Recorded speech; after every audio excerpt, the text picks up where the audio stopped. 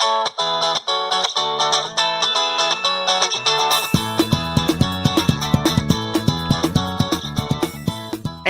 welcome to the Part-Time Nerd Podcast with me, your host, Alan. And joining me today is one Mr. Rapid Dave. How you doing, buddy? What's up? Oh, just living the dream, brother. Living the dream. So here we are, Peacemaker, Season 1, Episode 4, The Choad Less Traveled. All these names are great. The names are awesome. The intro is still magical. I don't know. I absolutely love it. It's great, right? Yeah.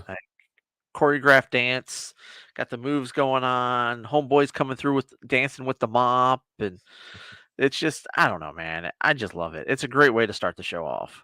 Mm-hmm. It really does. So what'd you think of this episode? It was fine. It opens up more at the end, so if you're sitting there paying attention, but I mean, all in all, it was a decent episode. Was it Vigilante? He throws himself in jail. The longest scene ever. He drags this trash. He's at the prison where Peacemaker's dad is. All the guards are in the courtyard having lunch or whatever. He just strolls through. He's not in costume. This is just him in his street clothes. Drags that damn trash can. Just barely moving it. As strong as this guy is, he can't move a trash can. Right. It's those metal ones that you find in the park. But anyway, so he gets it close and I finally lifts it up. And they're all just staring at him. He smashes it into the window. And so he's locked up immediately, putting, I always think it's weird, like how easy you can, like in these shows, you can just get put in gin pop like immediately. Bam, just like that. Like it's probably his first offense, but he's in there with like hardened criminals and stuff. But he's in there to do one thing, and I think it was to kill Peacemaker's dad, right? Yeah. It was to make sure he was attacking him first, though. But that to me was one of the favorite parts. It was awesome, and I mean, it's just I love the interaction between Peacemaker and his dad's neighbor. Like that interaction is great because he's back at him again. So you said you're a superhero, right? But you're not. Like, look at Batman. Batman's a superhero. He's like, what? All he does is, and I love he brings that great rationale. All he does is arrest these guys and put them in jail so they can just break out and do their stuff again. How many people have died because Batman won't kill them? Like this episode kind of starts with the whole, hey, you froze up, you didn't eliminate them, whatever. You're supposed to be, Peacemaker. You'll kill men, women, and children in the name of peace, no matter how many you have to kill. But he froze up. He blames it on the dove of peace was not etched on his weapon. Yep. He's like sitting there yelling at him like this damn thing didn't have the dove of peace. I swear to God, this is all, whatever. And so they go round and round. And it's just kind of like, it wasn't that great of an episode. It was just funny, but you're sitting there listening to these characters. Vigilante's hilarious. I don't know what the hell's up with that voice of his, but it's like a kid version of Deadpool. You know what I mean? He's very quick, witty, talented, and whatnot. And but yeah, those two. But he's funny. He really is. He's funny as hell. The pinky toe thing is just great. He's still not gonna be. You're gonna be fine. The pinky toe is you don't need it. He's like, well, I'm not gonna be able to walk the same again. Like, yeah. And then Abadeo, she finally kills someone, but I don't think she actually killed him. Like again, she's like, I never done it. Every time she shoots somebody, she says, I never done it before. But then they bring the person back to life every single time. Was it Judo Man, Little Judo, whatever his name Master? is? Yeah, Judo Masters. He's alive. They kept him alive. He broke out, kicks the piss out of Diebeard, whatever Peacemaker calls him, Diebeard. Kicks the piss out of him, gets out. And then it's rematch, mother effer, and him and Peacemaker go at it in the parking lot, and it's just. And she shoots him, and Peacemaker's like, "What the hell? It was the rematch.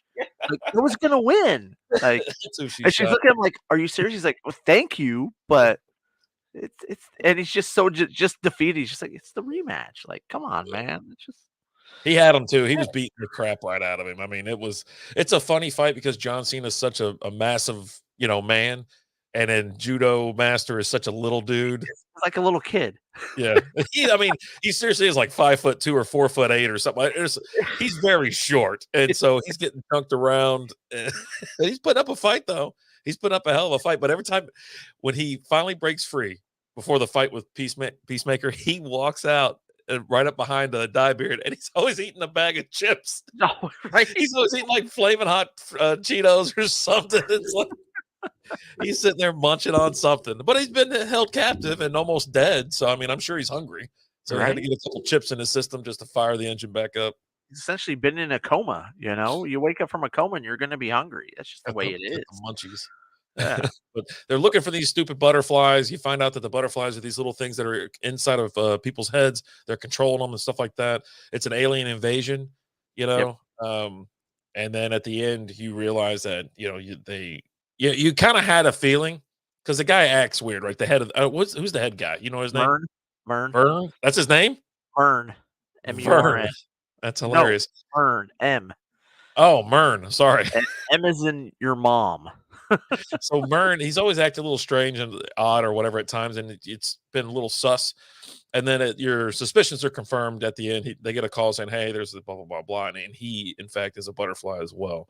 Yeah. So But you where also we're get going from there, I don't know. you don't know exactly what the butterflies are though either. Like They're just because calling Judo's it like an alien because Judo's getting invasion. ready to tell Peacemaker, you know, hey, the butterflies aren't what you think they are when he gets shot. Um, and Peacemaker has a butterfly. Like he caught the butterfly that was in the senator, and he has it in a jar. He gets stoned with it, with him and Eagly, as he's angry dancing in his trailer. Um, Definitely a trailer. It has to be a trailer. Yeah, his dad yeah, has a no, house. He's trailer. got a trailer. Yeah, no, we've seen it. It's a trailer. Yeah, yeah, Um, but yeah, and the whole I love the dynamic between him and Vigilante. Just their back and forth, and like when they're sitting there in the car and Vigilante's being very dramatic. You know, hey, I just want to thank you for letting him torture me and just making me a better person. You know, he's like, testing my yeah, limits. yeah. Really? Are you really mean thank you? Because you don't seem like you do. No, no, no. You know, thank you so much. You know, I just They hooked me up to that car battery. yeah, And it does dive a little bit deeper into the relationship that that Peacemaker has with his father, and he lost his brother. You know, obviously, like a fluke accident. He had like that seizure during a fight.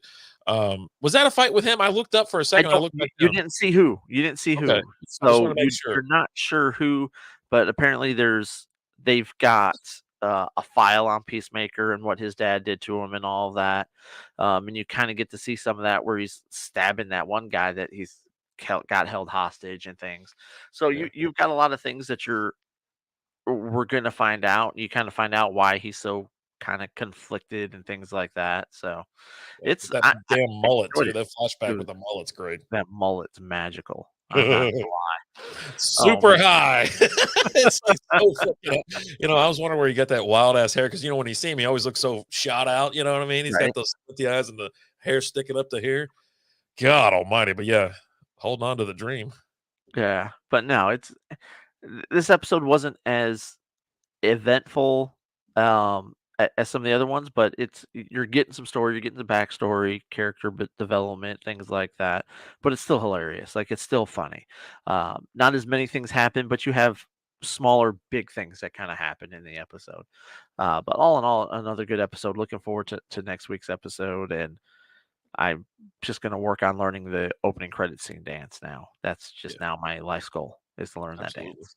So I agree. It's these shows aren't gonna like just wow you every time, but it's not the same thing over. We watch other shows where it's the same show mhm.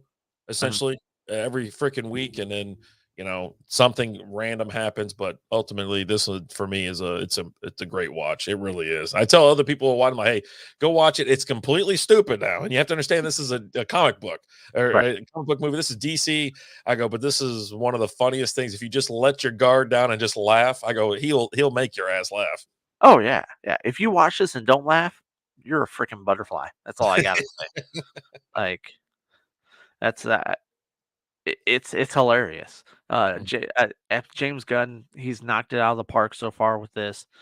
I'm ready for more James Gunn projects. You know, because the dude is just he's awesome.